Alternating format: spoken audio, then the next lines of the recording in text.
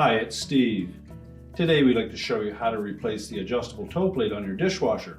It's a really easy repair. Let me show you how we do it. Now, as we mentioned, to replace that adjustable toe plate, we don't need to pull the dishwasher out, but for clarity, we've set this one on its back so that you get a better idea of what we're doing. We just remove the two retaining screws from the front.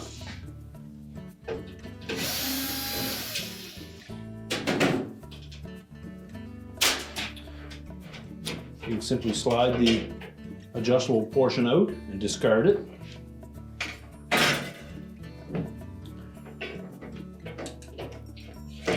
Slide the new one in underneath the larger panel. Line up the screw holes.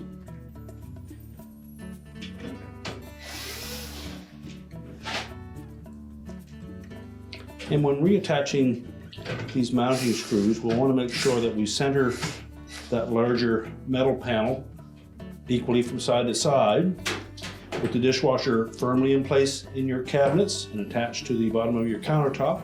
We would then lower that adjustable piece down until it's flush with the floor, and then tighten the two retaining screws.